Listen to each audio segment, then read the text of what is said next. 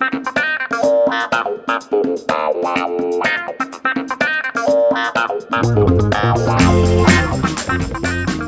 everyone, welcome to another episode of Lever Time, the flagship podcast from The Lever, an independent investigative news outlet. I am your host, David Sirota. On today's show, we're going to be talking about what the Republicans want you to believe is the big, bad IRS, the Internal Revenue Service.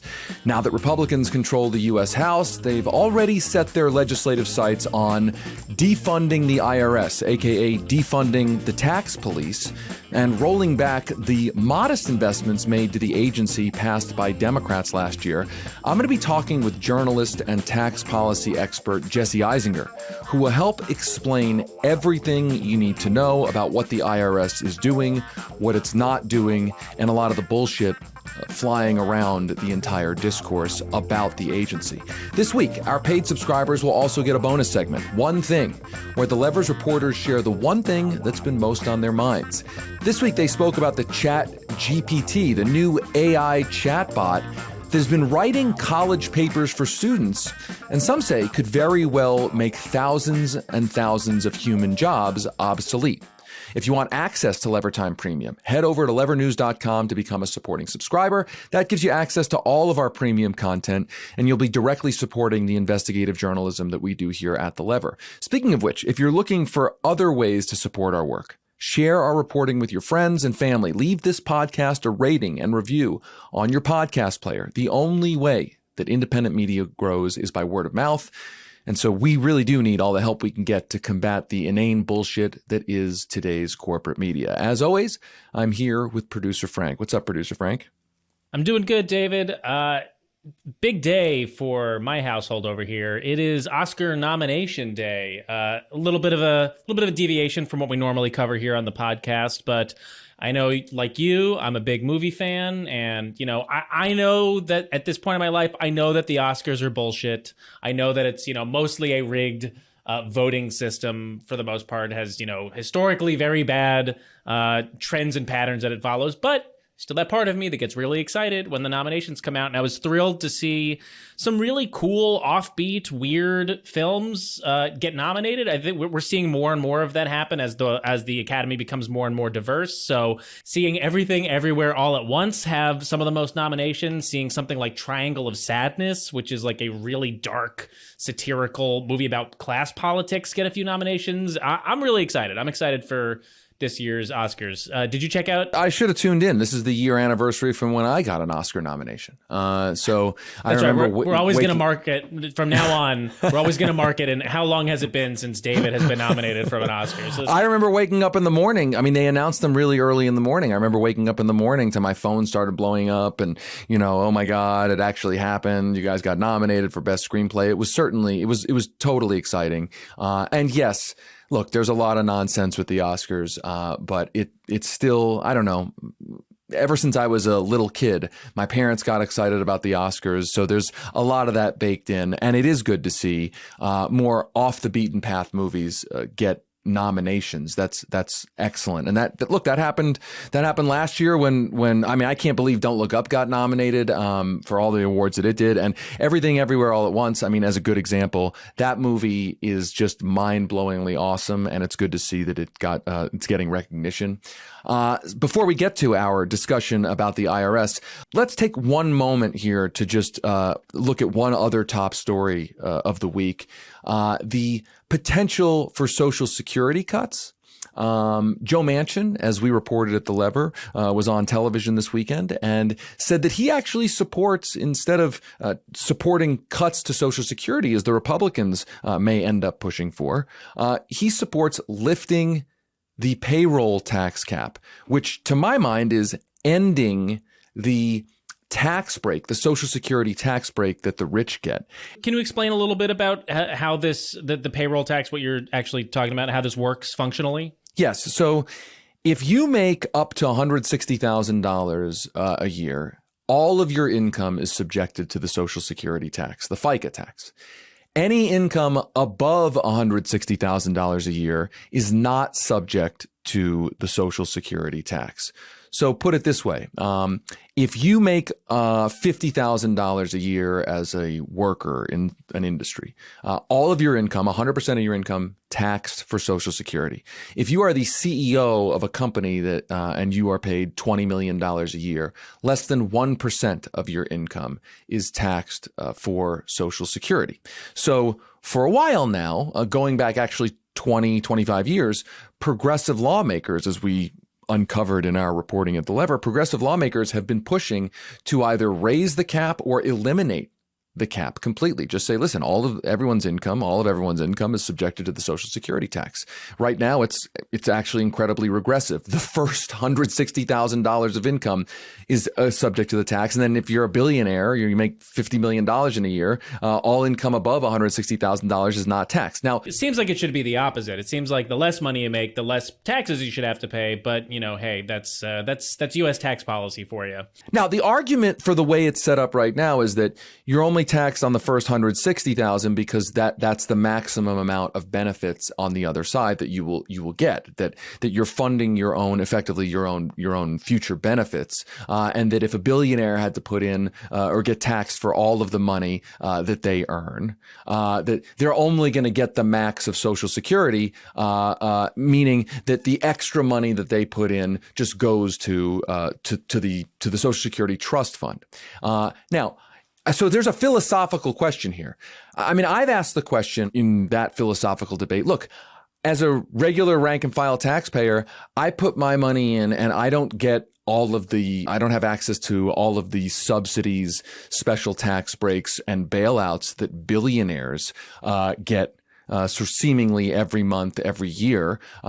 So, it depends on your philosophical attitude about taxes. My view is we're all putting money in for the basic safety net foundation of society. And so I think there shouldn't be a payroll tax cap. There should just be all income is income, whether it's capital gains income, whether it's wages, whatever it is all income and should be put into the Social Security. The tax should apply to all of that income, and that's a simple system. So it was actually good news to see Manchin actually say this. Now, I don't want to give him too much credit. I don't know how performative it is, but it is a good reminder that people like Bernie Sanders, Peter DeFazio, who we just recently had on our live chat, the former congressman from Oregon, have been pushing this for 20 to 25 years, and now you have the most conservative Democrat saying that he also supports it and that there shouldn't be Social Security cuts. The big question now, the huge question, Joe Biden has said lately that he's not going to try to cut Social Security, not going to try to cut a deal with the Republicans. But let's not forget much of his career up until basically about 2020. He has pushed various kinds of Social Security cuts for decades, seeking a so-called grand bargain with Republicans. And now you may have Republicans who say to him, listen, in exchange for raising the debt ceiling, we want you to agree to either Social Security cuts outright or at least a commission to cut Social Security. And he has been saying that he's not gonna play that game, but I kind of feel like you never really know until it happens, especially with somebody with that history. I mean, I'm not sure what he's going to do. We should also mention real quickly that former President Donald Trump took to socials to say Republicans do not touch Social Security and Medicare. So, I mean, he's, say what you will about the guy. He does have a sense of where the public winds are blowing. So if this guy is saying, hey, don't touch two of the most popular entitlement programs that we have, then, do you think there's any chance that, McCarthy Republican leadership heed what he's saying, or do you think they're just going to do their own thing anyway? I mean, that's a great question. I mean, Donald Trump is a lot of times hard to predict. And the fact that, here's the one thing I will say about Donald Trump. This is not to praise him. This is just to say there's some part of his reptilian brain that has some sense of what's good politics and bad politics. So I don't want to ascribe any morality to it or like he's a good person. We would never ascribe morality to Donald Trump. Never, not ever. I would never do that. But clearly some synapse in his brain is like, it's actually bad politics to go try to cut Social Security. So I'm going to tell my party not to go do that. I don't think that's because he's a good dude. I don't think that's because he's a nice person. The question, you're right, is will his party actually listen to him? Look, for the most part, I hope they do listen to him. I think cutting Social Security, even having that as part of the discourse, is a bad thing. We should be talking about expanding Social Security. That's what Joe Biden campaigned on. That's what Bernie Sanders campaigned on. That's wildly popular among Americans. That's actually what's needed in the macro economy right now. So we should be talking about that. The fact that we're back to even having it in the discourse that we need to cut Social Security, right? What is it? It's now, I guess it's 12 years after the Obama administration commission to cut Social Security, the proposed cuts of Social Security. The fact that we're still back here and not talking about expanding Social Security is a bit depressing. But again, I was a little bit heartened to see, I don't know, like I trust Joe Manchin, but I was a little bit heartened to see him on television actually saying that he supports supports plans, proposals, the idea of lifting the Social Security cap. And, you know, he actually didn't just sort of flippantly say it. He had a bit of an analysis here that echoes what I've heard progressives say. He said, quote, if you're getting a paycheck in West Virginia now, in a state like mine, where the median income is much lower than the 160,000, they're paying 100% of the tax, he said. In wealthier areas of America, they're paying a very small percentage of that tax. It's like, yo, Joe Manchin, like, you're gross and disgusting in lots of different ways, but like, stopped watch is correct twice a day, I guess. And like, that's exactly right. That's 100% true. And it's good to hear even the most conservative Democrat say that. Now we're going to see whether anyone tries to do anything about it. I'm not holding my breath, but at least the discourse seems to be going in the right direction. Now, I can't say that about our big interview of the day, the discourse over the IRS. We're going to take a quick break, but we're going to be talking about the IRS, the Republicans' effort to defund the IRS. We'll be talking about that with Jesse Eisinger right after the break. Welcome back to Lever Time. For our main story today, we're going to be talking about one of our most important government agencies, also one of our most vilified government agencies, the Internal Revenue Service. Now, before you fall asleep or think this is going to be boring, because the IRS just sounds like one of those dreary agencies, the IRS. It's like I'm almost falling asleep just saying that. We have to remember how important this is. The IRS, the ability of the government to raise revenue, to enforce basic tax laws, is genuinely one of the foundations of civilization, right? If a government can't enforce basic tax laws and collect revenue, then it's not really a government. So a few weeks ago, House Republicans passed a bill to rescind most of the IRS's new funding, which was passed last year by Democrats as part of that Inflation Reduction Act.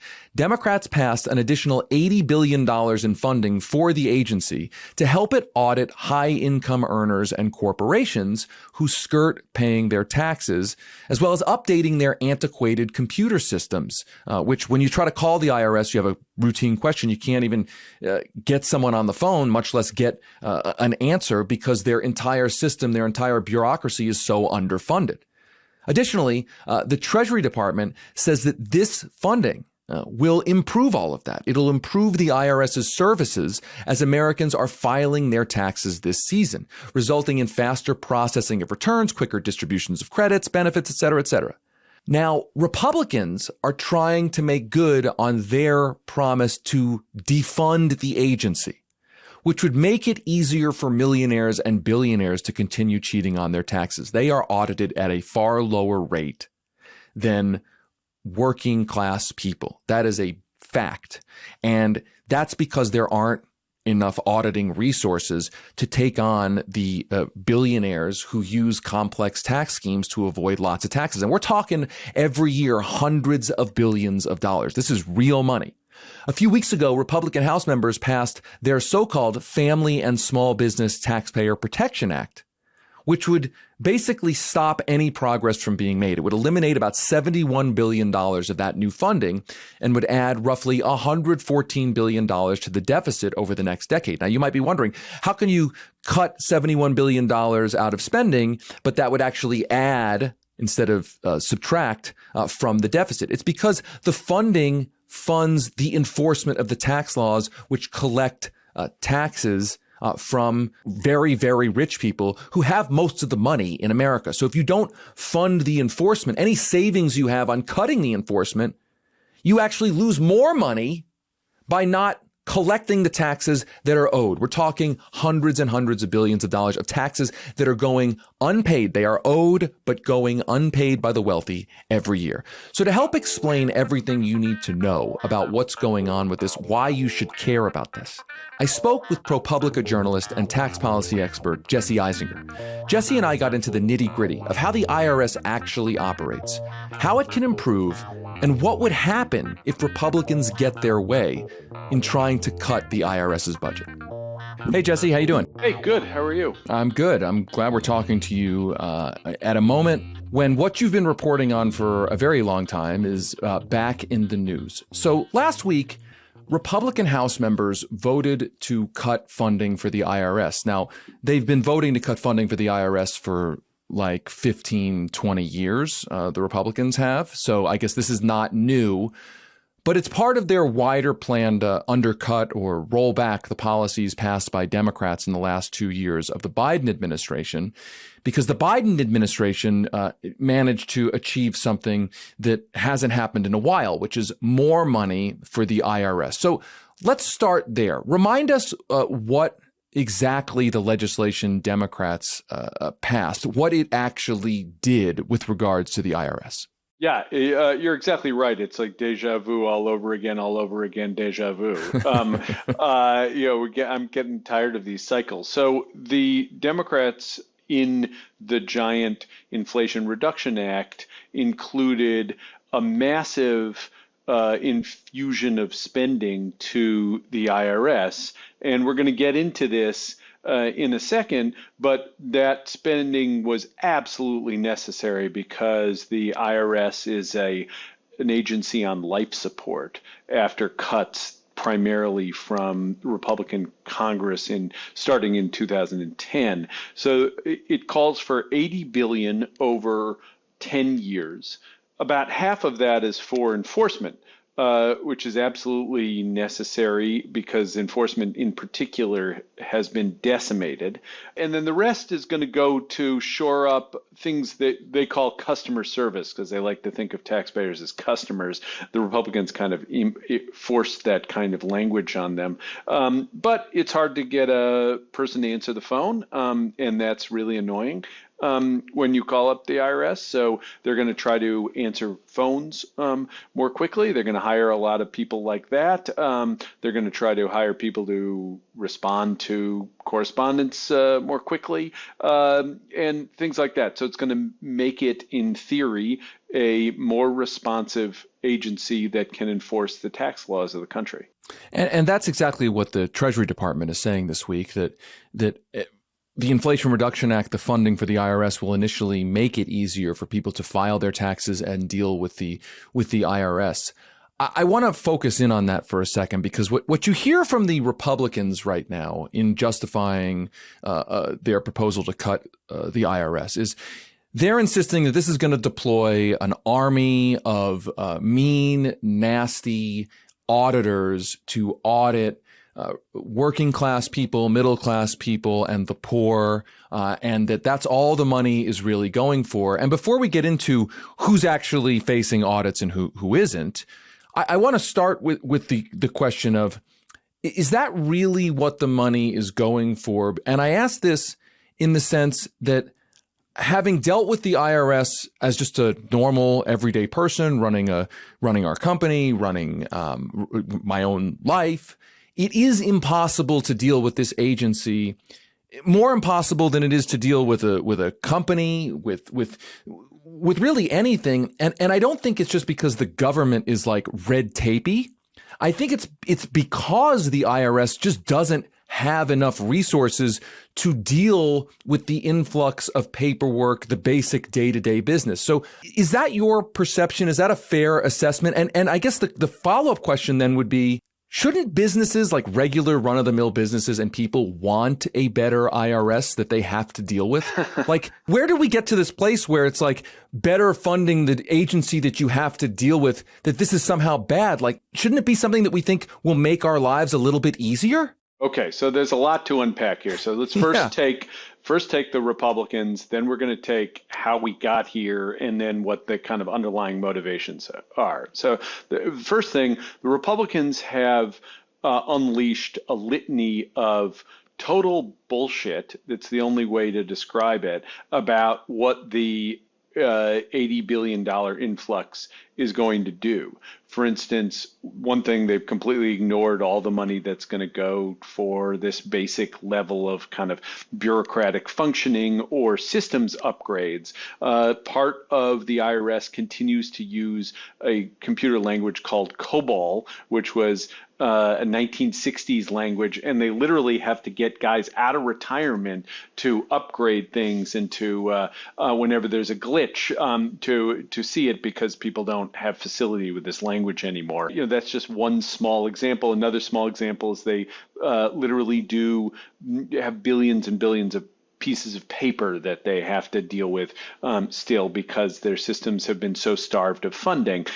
So when the Republicans say they're going to be 87,000 agents, armed agents, with storming small businesses with AR-15s.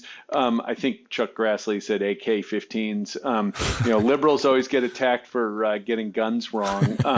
So maybe they'll have their AK-15s storming small businesses. It's just complete myth. There aren't going to be 87,000 new employees, period. They're going to be replacing people who've left, plus the IRS is facing this huge retirement crisis. So the 87 is going to kind of backfill the loss there. It's not going to be 87,000 net new employees. Of course, that's the aspiration. We'll see if they get there. The second thing is a tiny, minuscule fraction of the IRS is involved in the kind of criminal type of enforcement, mostly for drug cartels, where they actually are using serious weaponry and storming places. It's not going to be small businesses. And the more important, significant audit myth that the Republicans have spread is that this is going to result in a huge number of audits of average Americans.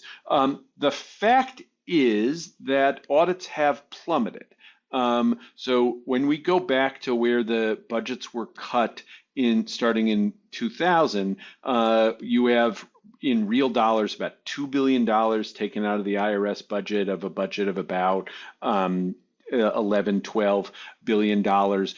Giant cuts in real dollars, which means that tens of thousands of employees have left the agency over the last 10 years. And those people were the highest skilled people by and large, or disproportionately, because those were the people that could get jobs in the private sector. So the audit rates, particularly of large businesses and the wealthy, have plummeted. Audits of the wealthy are down over 80% from then.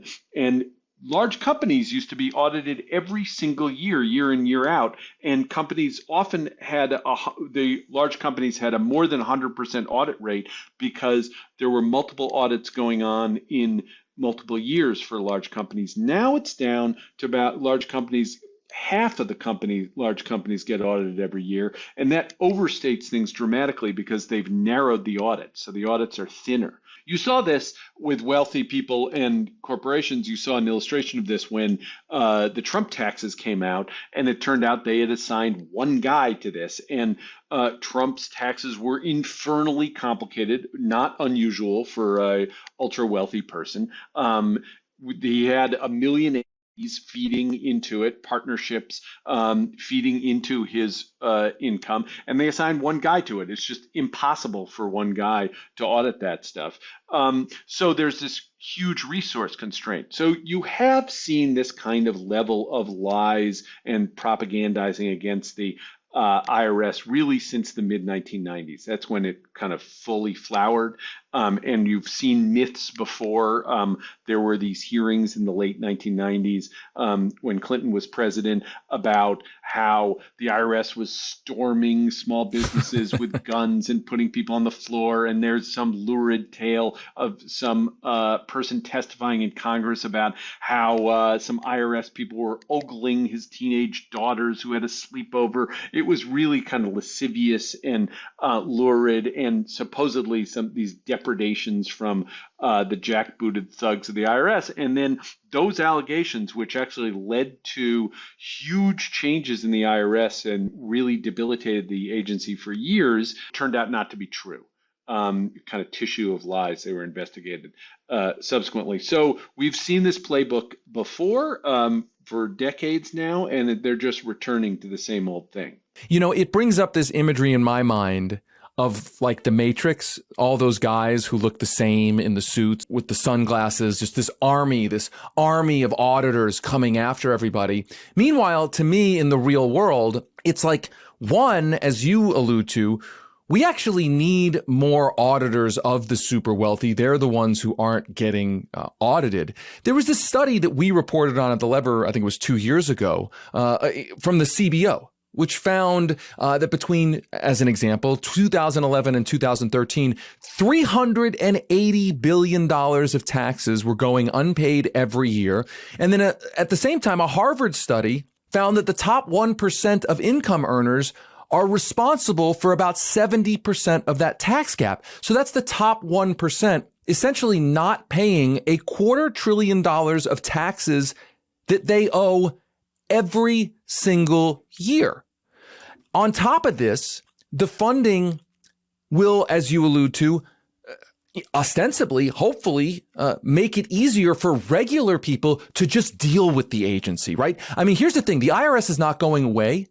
So it's better if it's easier to deal with the agency than have it be impossible to deal with the agency. I guess my follow-up question then is, how much, knowing what you know about the IRS, having reported on it like you have, how much do you think the funding, the $80 billion, will change things for the better, both on the auditing and collecting the taxes of the super rich who are evading and avoiding taxes? And how much do you think it will improve the day-to-day business transactions with regular people part of the IRS's functions? That's a very good question. And now the tax gap is about $1 trillion, according to Chuck Rettig, who was the outgoing IRS commissioner. And you're absolutely right that it's disproportionately the wealthy that are avoiding taxes, because people who get paid salaries get all their taxes taken out. There's over 95% compliance, 99% compliance from wage earners, because it's all taken out ahead of time in our W-2s. So will this change the culture? Well, it's not just a funding issue, it's a cultural issue. And the IRS needs to, it's very hard to work for the IRS now. It's kind of, people are embarrassed to tell people at barbecues that they work for the IRS. It's a kind of disdained agency. And overall, there's a kind of culture of disdain of civil service. People are incredibly patronizing about it, and then the IRS has this overlay of being vilified. And so there's a kind of cultural reclamation that has to happen, where people have to feel like it's a respectable profession, it's a respectable area to go into, that they're actually helping society. And then also overlaid from that is a theme that you and I've talked about many times, and that is one that obsesses me, which is kind of our culture of elite impunity. We have to have a culture at the IRS where people want to go after wealthy tax avoiders, because that is where the money is. Today, you are more likely to be audited if you have the earned income tax credit. If you are a member of the working poor, if you make about $20,000 or $30,000 a year, you're more likely to be audited than if you make $500,000 a year. Or if you have a partnership like Trump has, you're more likely to be struck by lightning than to have a partnership like Trump has and like every ultra wealthy person has, almost everyone, then get audited because they're out of their depth. So there needs to be expertise. There needs to be hiring to find people who are savvy and intelligent. There needs to be an overhaul about how they audit the wealthy so they do it in teams and they can see everything. And what you need is a culture that advocates for serious scrutiny of the ultra wealthy. And, they don't have that now. It's a pretty sleepy, bedraggled and beaten down agency. And that's why I think I always said it's a multi-billion and multi-year reclamation project. And now we have the billions of dollars and now we need the cultural change. So what do you make of the argument that always comes up? And I think it was George W. Bush. I don't have the direct quote in front of me, but he said something when he was president. I think it was him who said something like the wealthy are always going to avoid taxes. I think it was on the campaign trail. I can't remember exactly, but and you hear this argument over, well, the wealthy are going to figure out ways to get around the tax code and they can set up all these elaborate shell companies and partnerships and the like. And no matter how much money we put into the IRS is never going to really be able to be successful going after the rich. And all that they'll do is use the extra resources to throw more agents, more audits on the working poor who are already facing a disproportionate amount of the audits. What do you make of that argument? It's very telling that the wealthy are the first people to argue that they're going to be the biggest tax avoiders and that they have the least attachment to society, the least sense of social responsibility. And you've actually had this down through history. William Jennings Bryan, who advocated for the income tax, used to counter when people said that the wealthy were just going to avoid taxes, that they had a lower opinion of the wealthy than he did. And I have a pretty low opinion of the ultra wealthy and their sense of societal responsibility. But if you enforce the tax rules, you're going to get people paying more taxes. I think there's a very simple correlation to that.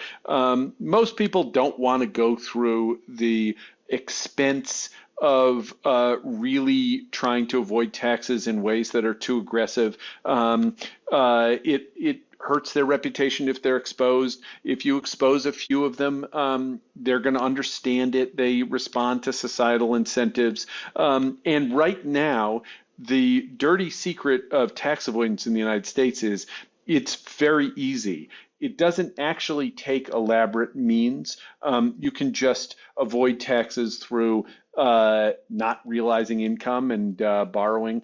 And so we need both enforcement because there are tax abuses, and then we need to kind of change the rules so that the ultra wealthy can't sort of sleepwalk their way through tax avoidance, which a lot of them do right now. So I'm pretty sure I know the answer to this question, but I want to hear it from you, which is the Republicans trying to once again defund the IRS, or at least take out or eliminate the new funding for the IRS to catch the IRS up to the resources that it has needed for more than a decade. It's not just the Republican politicians looking for an issue, a kind of a demagogic, populist, fake populist issue. They are speaking for their own donors, presumably. And so I guess my question then is, who is the real force behind trying to defund the IRS? Is it like individual Koch-style billionaires? Is it giant publicly traded Fortune 500 corporations?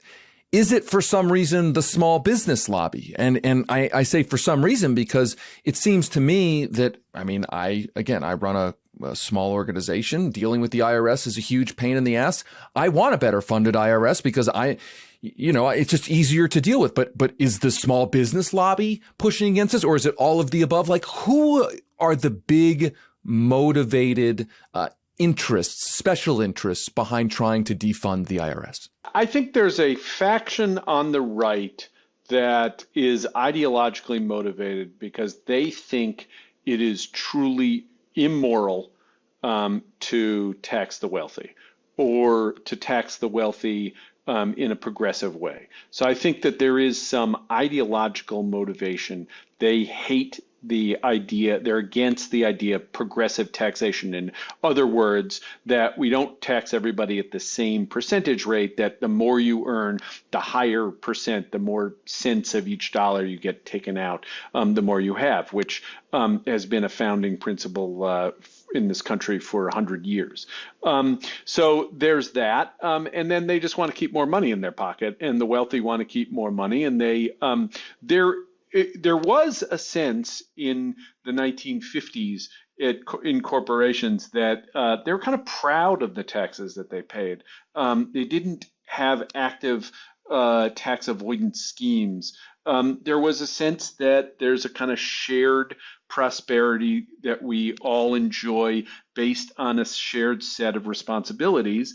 And there was a kind of broad consensus about it. And the Republicans also had a consensus that we needed to have a functioning tax agency to collect those taxes. And I always think that there's always been wealthy tax avoidance and schemes, but there were higher tax rates and there was more able and effective tax enforcement over the last few, in the 50s, 60s, and 70s.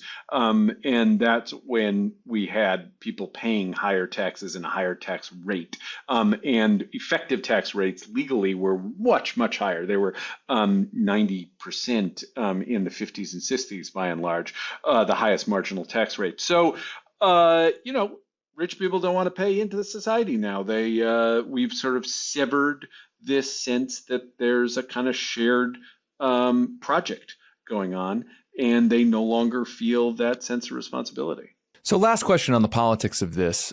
It doesn't seem, at least right now, that there are the votes for this budget cut to the IRS to clear the U.S. Senate, which is still controlled by Democrats. But things could change. It's possible that the Republicans try to use the upcoming debt ceiling negotiations to demand cuts to the IRS. So we know that there are these omnibus spending bills where it's like, a 5,000-page bill where everything is thrown in and then it's considered must pass or the government is going to shut down. The political question to me is whether there is enough Democratic support, and I guess if there is any Republican support, to make a priority of keeping the IRS funding in whatever ends up happening budgetarily in Congress this year. Obviously, from the last few decades, there has been lots of support for cutting the IRS. Yeah. And I'm not saying the politics have shifted exactly overnight, but they've shifted somewhat quickly. And I think the ultimate question is, as you watching the political situation, do you think the politics in Congress, and I guess in the White House too, has changed enough where when it comes to final end of the year budget wrangling and the like, that preserving IRS funding is enough of a priority among enough legislators that they will actually draw a line in the sand and protect the IRS's funding? Or do you think there's a chance it could flip back? Well, the $80 billion has been allocated. So they have that in hand. And in fact, I think it would have been hard for them to spend the annual amount of money that they, roughly $8 billion a year, although it was supposed to ramp up. So it's something like $5 billion or so in the first few years. And I think even that would have been kind of challenging for them. And that's been allocated. Now, presumably, the Republicans could get some deal in the debt ceiling where they cut the regular budget. But I highly doubt it. And I think that it was a remarkable thing that the IRS budget was increased at all and was increased so dramatically. I'm struggling to remember the last time there was this amount of money put into a single government agency, or at least, outside of defense. And I don't know what the precedent was for that. So it's an accomplishment, and there's a clear majority of Democrats who want this, and a clear majority of Democrats who also want to do something that they were unsuccessful at, which was tax the wealthy.